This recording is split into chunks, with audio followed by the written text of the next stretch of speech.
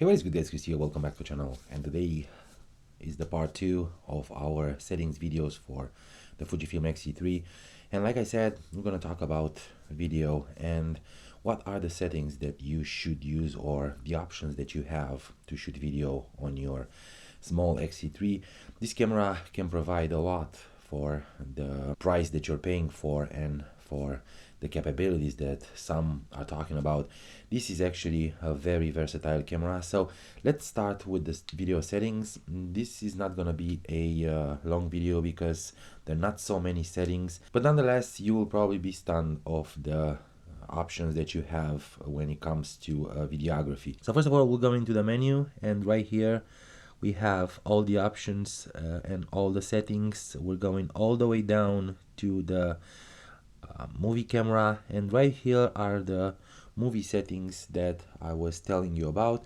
It actually is only one page, so like I said, it's not gonna be a long video. So let's start with the first one, the movie mode, and right here you can choose what kind of format do you want to shoot, 4K or 1080p. You have a lot of options in 4K, up to 30 frames per second, 25, 24, also 1080p in 60 frames per second, and this is your preference depending on the project that you're shooting. You can shoot a little bit of a slow-mo using 60 frames per second in 1080p, or shoot 30 frames per second like everyone is doing these days to create a little bit more of a cinematic look, or a full cinematic in 24 frames per second.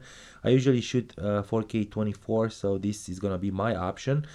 The movie autofocus mode, there are two modes to choose from. One, it's multi, which means the camera is gonna choose one of the focus points. If you're shooting in autofocus, it's gonna choose one of the focus points from the entire screen, and it's gonna focus on that. Or you can choose an area to shoot on. I usually shoot in area because I'm always trying to focus on my subject and not leave the camera focusing on whatever it wants.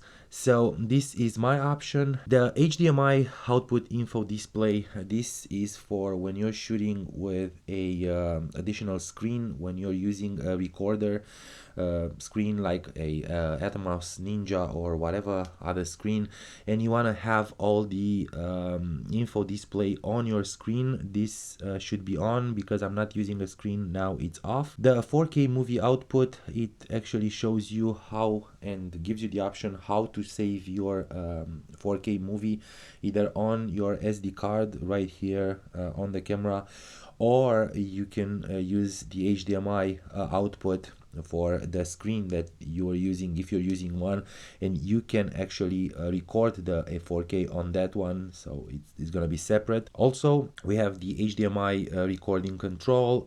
This gives you the control over the screen that you're using through HDMI. So if you wanna shoot, like I said, on a separate screen, this function should be off, should be on.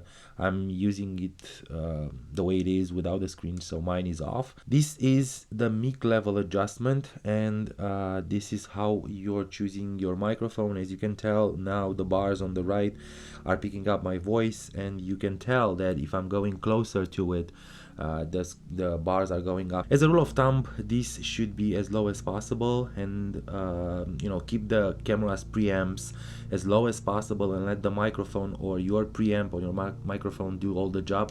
The cameras are good, the preamps are good, but not amazing. So instead of having all that you know, extra sound, it's better to have the preamps down and just leave the microphone or your recorder do all the job. So I'm gonna put it on 1, and the last one, it's the mic remote release. This actually decides what you're putting in the input in the camera, if it's a mic or a remote. I'm choosing mine on mic because I'm not using remote, but if you want to use a remote for, let's say, taking photos or shooting videos, you can choose to remote and put the cable in the input for the mic, the 2.5 millimeter, and that will enable the remote. I think this is pretty much it. This is all we have in terms of video. There's simple settings, you don't have to do much. Also keep in mind that if you're shooting video based on your project, in front of the camera you have the menus. I'm gonna show you right now.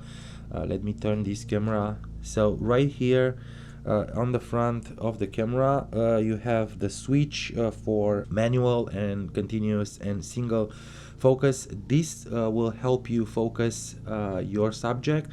I'm always using continuous, but if you need something more precise, you can definitely shoot manual focus.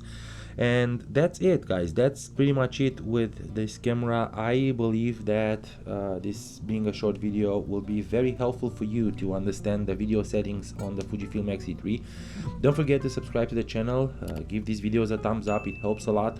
Also share them with your friends so more people will be helped and will be here around and create a community that I'm always telling you about. And I will definitely see you in a bit.